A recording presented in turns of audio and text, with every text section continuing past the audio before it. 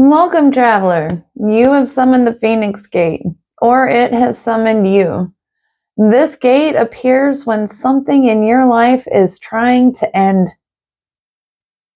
I am the Golden Rose, High Priestess and Psychopomp through this liminal space. If you are ready for truth, the crossing begins. This reading is about where you take your life back. What is the current energy of my viewer? What is their current state?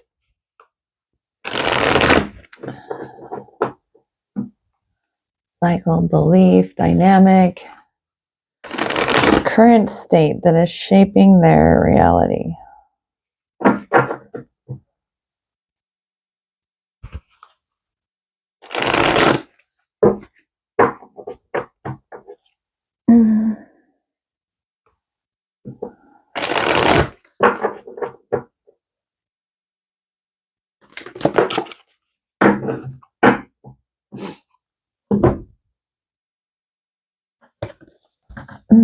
The stone, which is your foundations,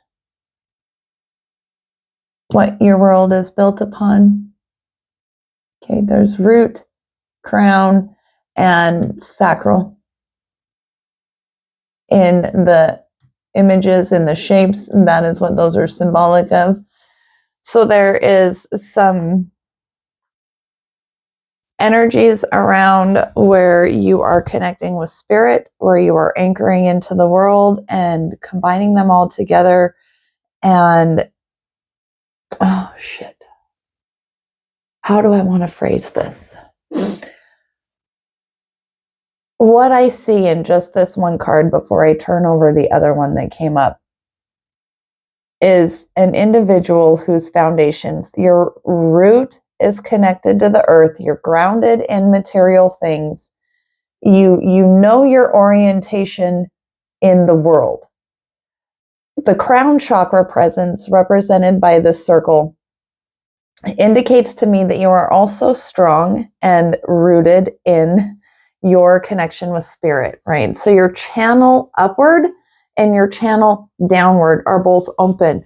And because those are both open, your sacral chakra, your instinct, your gut is giving you better information than it may have in the past. So when the stone is present, this is your foundation. This is your ability to navigate the world with trust and security. Okay, so the security, stability, all of those root things. When your crown and root are aligned, your stone is placed well. The stone can also refer to the pineal gland, but in this particular situation, we are going to be talking about, unless the other card reveals something different, but we are talking about foundations within the world, foundations within your connections, your foundations, your core, your principle, your beliefs. And then we have Anima Mundi, which is indicating that you are in alignment. Okay. So solidifying what we just said, your crown and your root are leading your instincts. You're tapping into your intuition, which is the crown, to help guide your instincts, which are survival based. Okay, so you have that higher guidance. You are in alignment. So, where have you surrendered your power?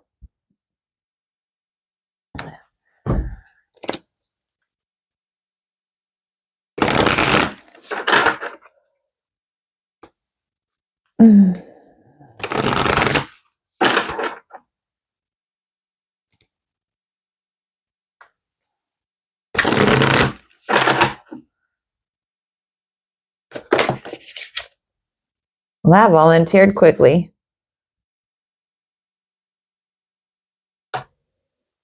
Life review, where you have surrendered your power. This is almost too much time spent in reflection. Like, this is the phase that is ending, right? So you've surrendered your power. You're giving away power to being kind of lost in a review. It's almost There's the reason I'm pausing is because there's a phrase for it. Morbid self-reflection. I believe that's really close if it's not correct. But we can almost get lost in this pattern of review and analysis, the overthinking. Okay, but always looking backwards. If we're always looking backwards, we miss the opportunities ahead. And what this card draws attention to with the 3 images here is that this is supposed to be the now, this is past, this is future. So we are supposed to be in this point where we can hold all 3 perspectives at once, which is what this would also indicate, right? Being in the world, but not of it all at one time, your root and your crown in alignment working together. And that is when you have the past and the future all organized around and able to inform as data points your now moment. So you have a goal in mind that informs your choices as a data point now. Does this align with my goals or not? Yes or no? And you have your past outcomes. In the past, this behavior that I participated in was effective and efficient or not. And that is how we use this information to decide where we're going to go. It's our garden.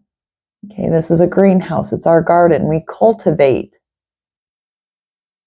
But we can get stuck in that process of cultivation too much. And then that becomes morbid self-reflection. What illusion is keeping my viewer compliant? They think that they have to keep reviewing their life. You're looking for something. And you're in alignment with whatever it is that you're looking for, but it's almost become too much, an obsession. 1 fell on the floor. You're in alignment with your redemption.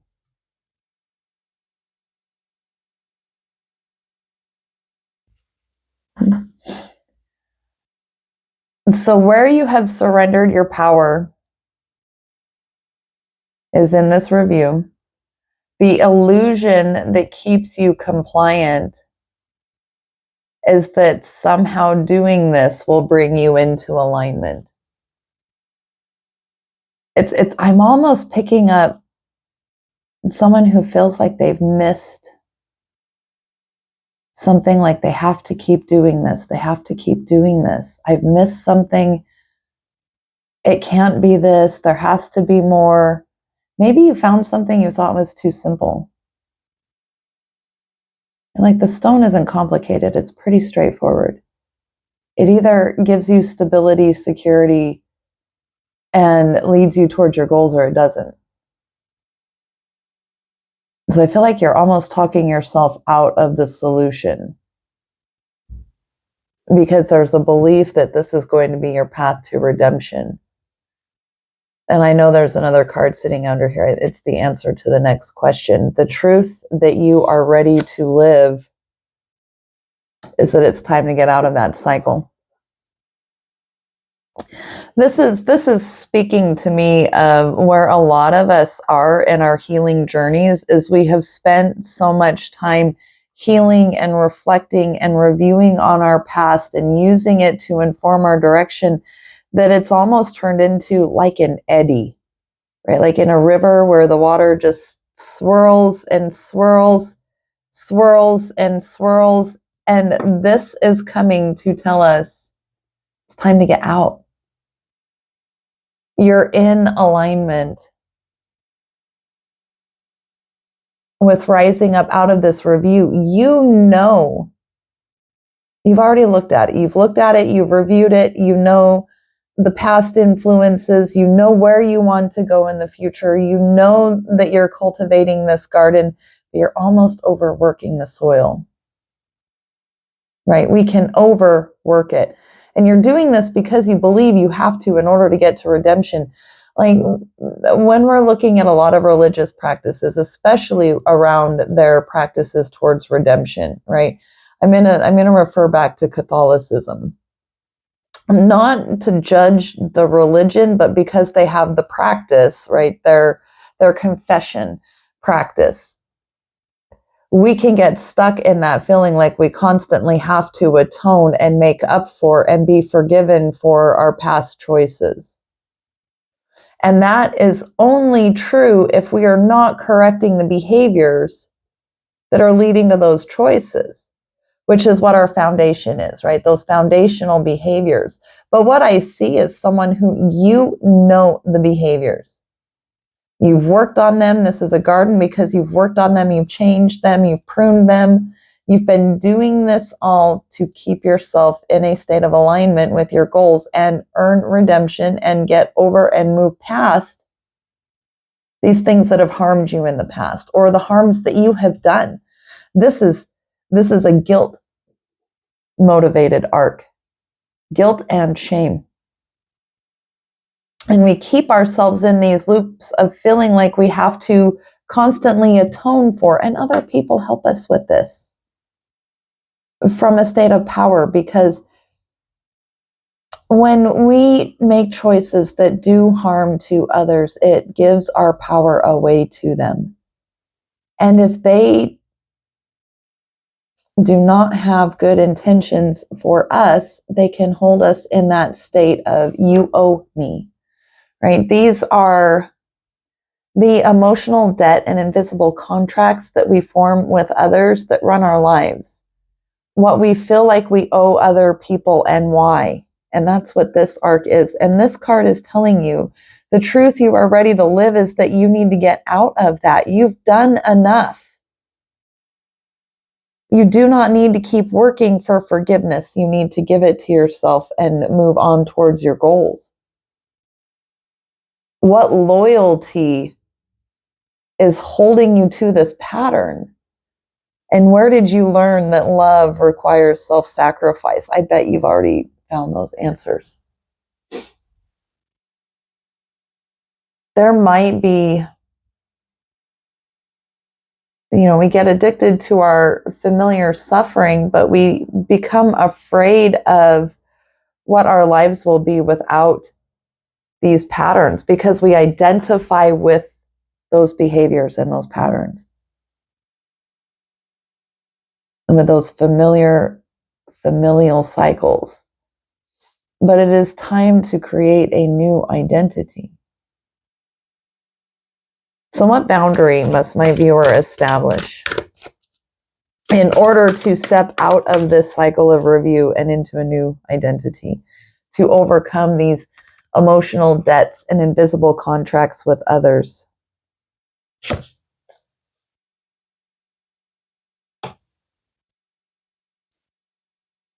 The boundaries are around our connections with people, places, and things that feed our guilt and shame cycles. If you have people, that you owe me an apology people, it's where you need those boundaries with.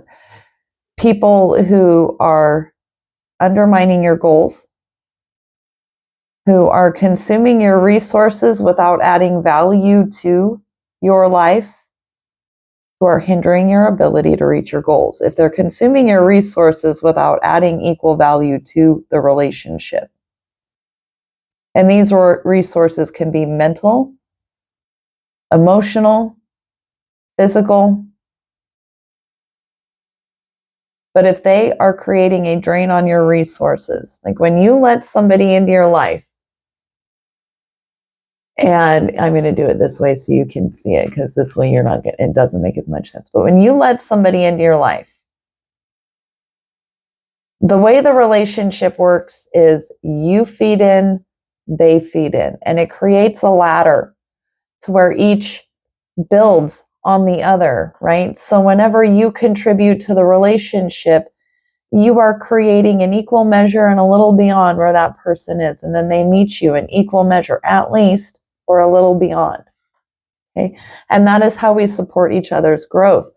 But if when somebody comes into your life, and there may be a time where people come in with need and it drains our resources for a bit, but you should see growth in that person that enables them to come back and feed into this ladder.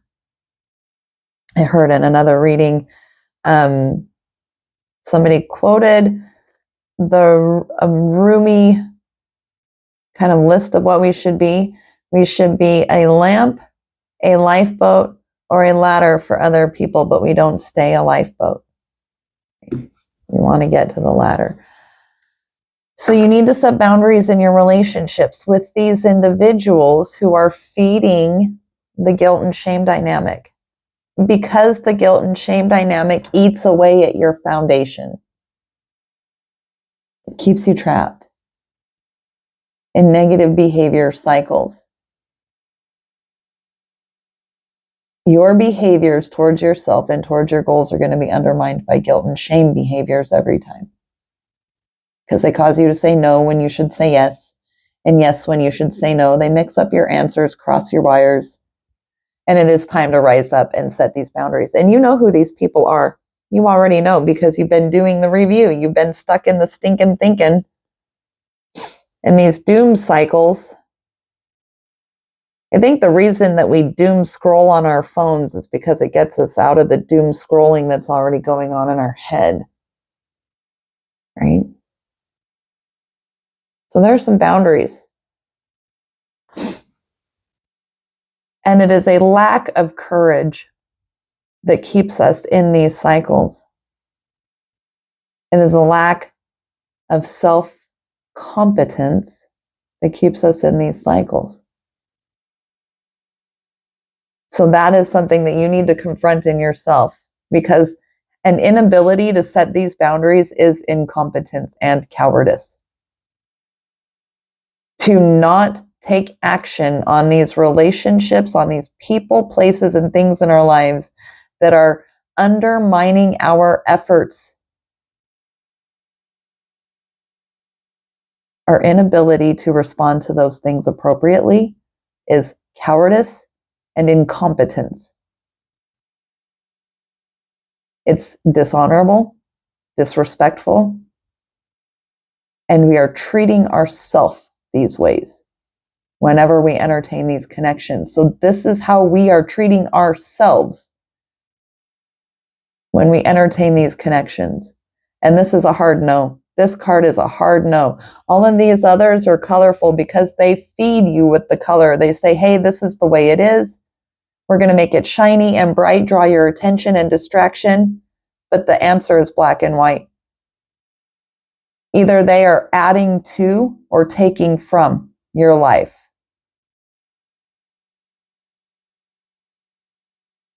And you know that answer.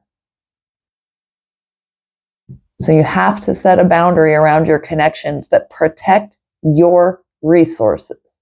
Your resources are here for you. Your mental, emotional, and physical resources are here to take care of you first.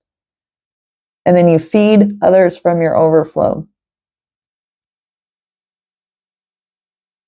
So let's pause at this threshold to take in the view. We have felt what was ending and what truths asked to be faced. Change often carries grief alongside liberation. These aren't just relationships with others, they are identities and relationships with ourselves that need to be mourned along the way on our path to liberation. So before we take flight from here to honor this, let's take one slow, audible breath. Hold.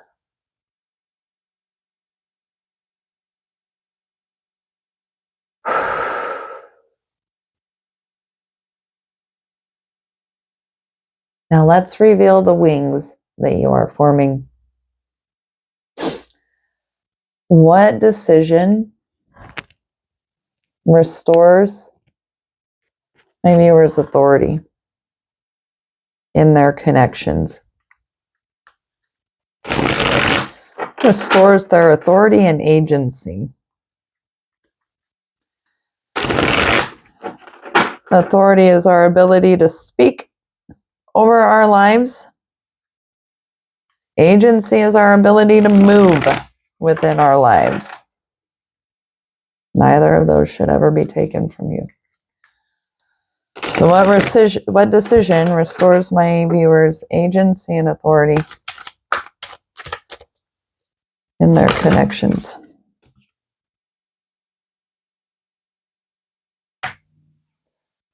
Anxiety. Worry and fear may feel overwhelming, keeping you up at night. Acknowledge your emotions, but don't let them consume you. Clarity will come through patience and self-compassion. So this is pointing to the overthinking, right? That's the Nine of Swords. Yeah, Nine of Swords. So the overthinking, not quite the 10 of Swords yet, but you're there. You're spending too much time in this state. Acknowledge your emotions, but don't let them consume you. Acknowledge that this hurts. Acknowledge that this is hard. Acknowledge your fears, but don't let the cycle consume you. So the decision that restores your authority is the decision to take action.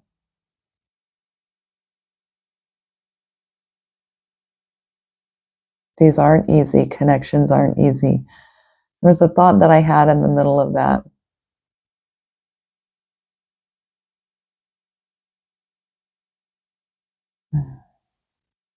Overthinking the connections.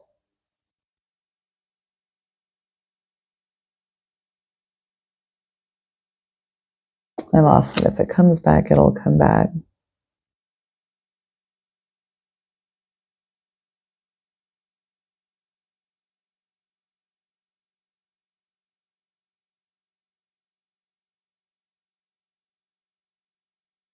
It's not coming back. I'm going to move forward. It will come back if it's meant to. Okay, who are they becoming? So when they are able to take action on this, they're able to overcome this anxiety there. And so anxiety is worrying about the future. Right? Anxiety is fear of the future because we're looking at the future through the lens of the past. But that fear of the future is because you're envisioning it dragging this connection forward. And something inside you knows you can't keep carrying that weight. This stone can drown us if it's attached to the wrong things. It will be what pulls us under. And that is where the anxiety comes in, because the anxiety is the part of us that knows the truth, that knows that the stone we're carrying isn't ours and we can't make it up the hill with it. And we talk ourselves out of the truth because we've been taught then those are supposed to be permanent. So, who are they becoming beyond this pattern? My viewer rising to be.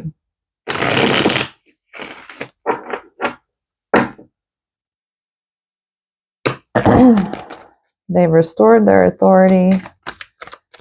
After they restore their authority and take action, they rise up. Who are they becoming? Who is this shaping them into? Having a really hard time holding on to this deck this morning. Why can't I get my flow? There we go.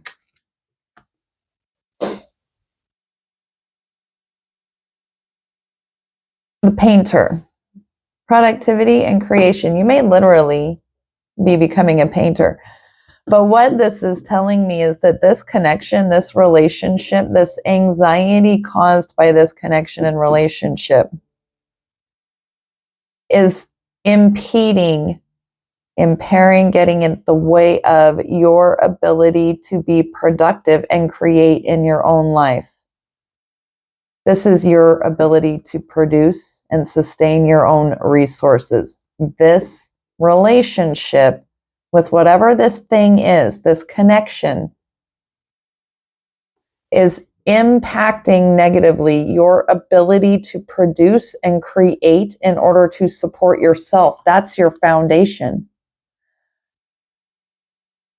Because this card wouldn't be here. Who are you becoming beyond this pattern? This is independence. Someone who is productive and creative is independent. So you have codependency. It's a false sense of dependence on the other person for your stability. So if you are able to take step towards this, the person you are becoming beyond this is someone who is productive and creative and able to take care of themselves and those around them. So rise up. What single action proves they are crossing into their new phase?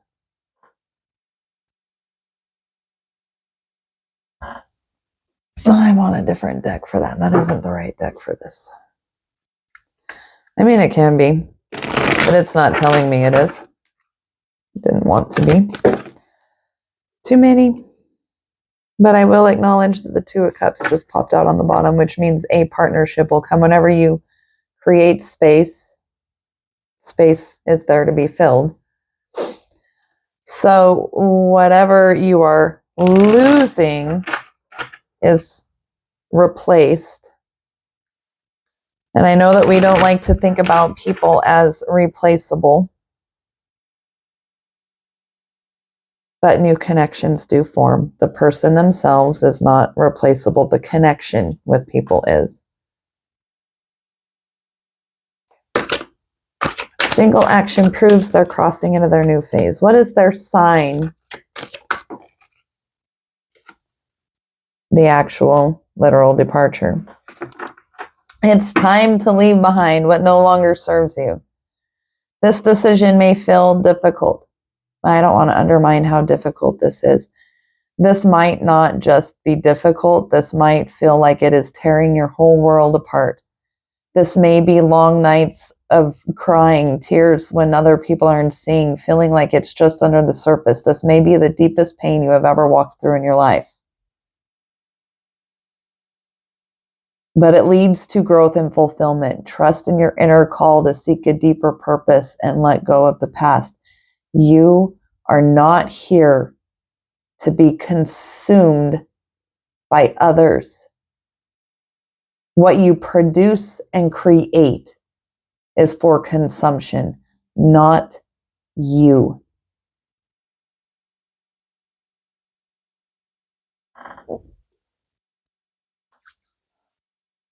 What internal or external support is available to my viewer as they pass through this? Rising Up card isn't black and white with a little bit of red for nothing. That one just flew right out.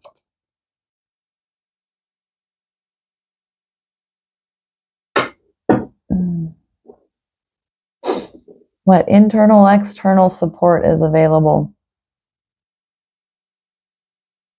The forgotten, missed opportunities, and fear of failure.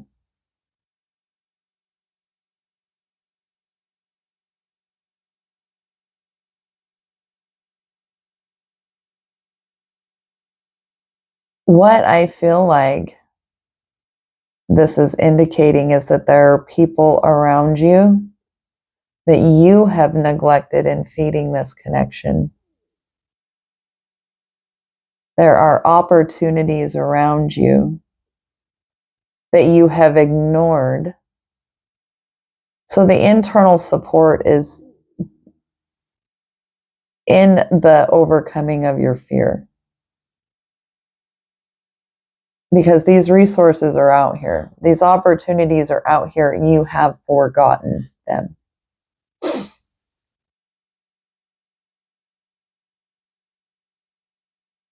You know where they are. Don't deny. This is denial. So overcoming the denial is going to be the support that is available to you. And these opportunities and resources will reappear.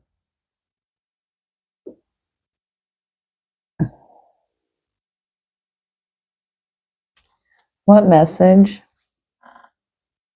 their evolved self want them to know.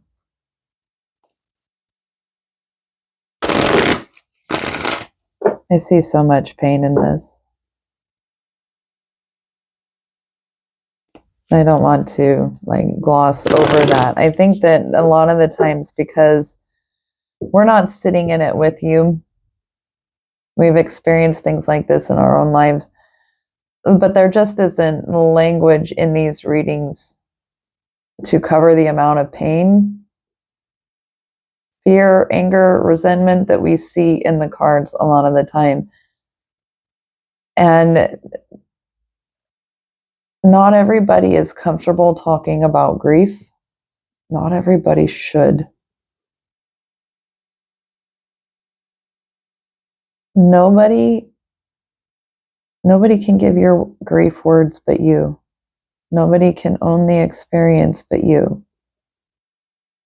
It is yours, and it is heavy. But you do not carry it alone. You have convinced yourself and told yourself that you are forgotten. So the internal or external support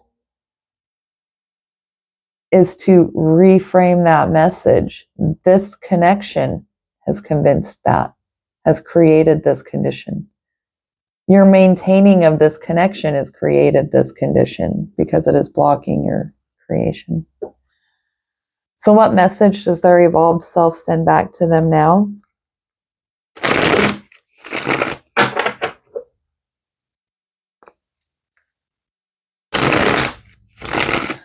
This might be someone who is sitting in a situation contemplating abandoning their entire family system, which I have done, and are really struggling with what it will mean when they do.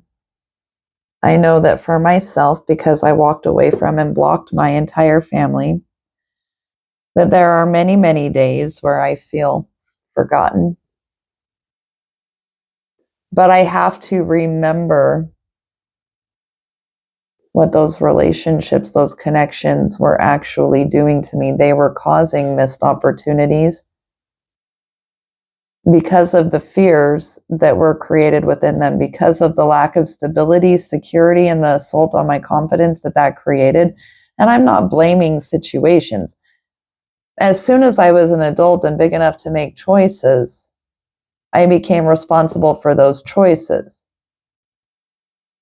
However, the framework that I had for making those choices was developed in a context that didn't give me the best skills.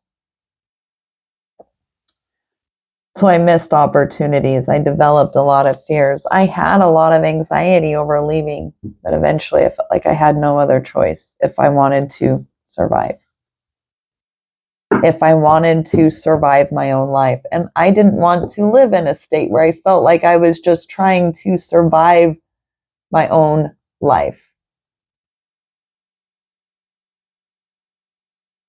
But I couldn't keep living in these invisible contracts that were running my life. You know, I changed the word obligation to invitation in my vocabulary.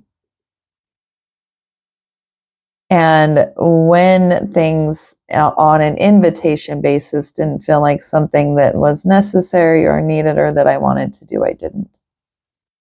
And that changed a lot for me.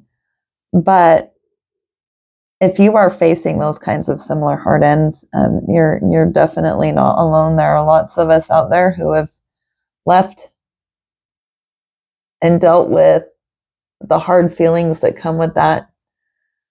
We become addicted to our familiar forms of suffering. We become comfortable in the patterns that hurt us because the patterns are predictable. There's a safety in the familiar pain. There's a safety in the identity that we built around this struggle. Right? That victim identity becomes quite useful to us in developing connections too, right? Like how many of us, give me just a second, I'm going to pause because I have to cough. Throat chakra clearing. How many of us have dealt with this dynamic where we know that if I want something from this person, I can evoke feelings of pity from them through telling them my sad story about my pain and my heartache, and that will trigger caregiving in the other person, and they will help and support me, and then we bond over our trauma, right? How many of our relationships are formed around that?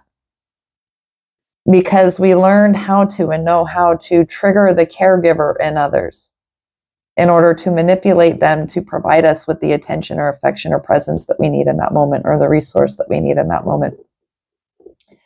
We become addicted to that identity, and that is the identity that we build around our struggle.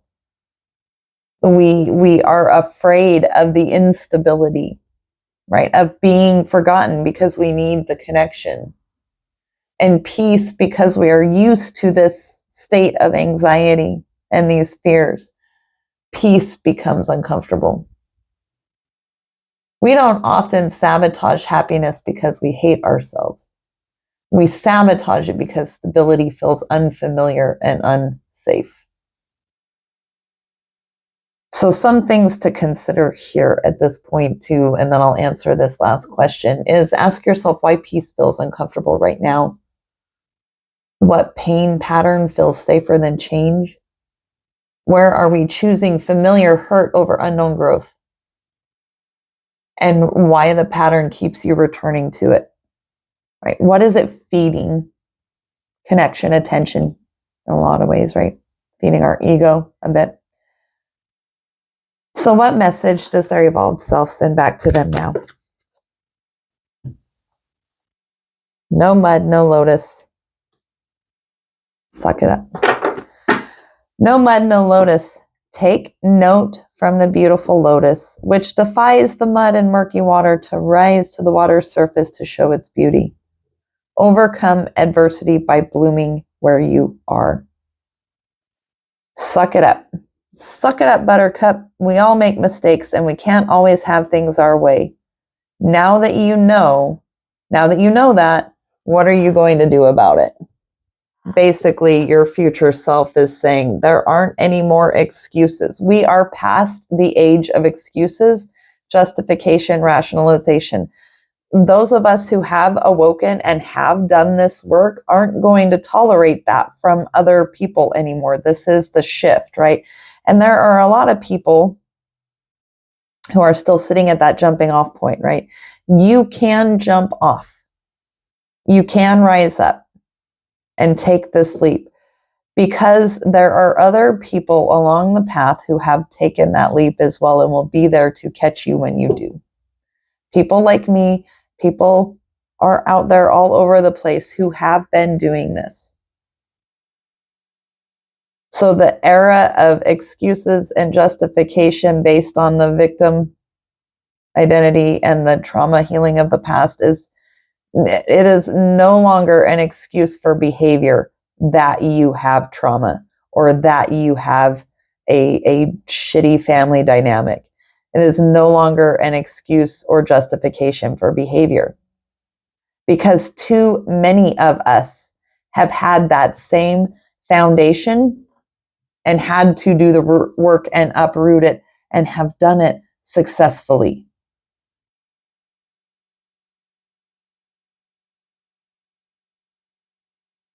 Too many of us have done this successfully for it to still be a useful excuse. So you're being called out. It's time to go. The Phoenix Gate has opened. The fire has claimed truth. The ashes have been witnessed. The wings are forming. What you carry forward from this gate is yours to nurture and grow. Transformation is rarely loud. It is often quiet choices repeated over time. You are allowed to move at the pace your truth requires. Thank you for crossing this threshold beside me. If this reading spoke to your journey, you are invited to share what resonates in the comments. And if you would like to take this further, I invite you to join my school community where we learn the skills to live the life after this leaving. we practice embodiment, being in our body, learning how to read and communicate with our little critters, our cells and our tissues, the technology that we have to communicate with the energy around us and receive the messages that guide us along our way. You will learn how to navigate the Phoenix Gate, which is a process of shedding identity and rebuilding identity and processing the grief along the way. And we learn about joy and what joyful embodied living actually is, so that you can fully step into your sovereignty and claim the life that you came here to live. So if this spoke to you, you are invited to share what resonates in the comments. Until the next gate summons.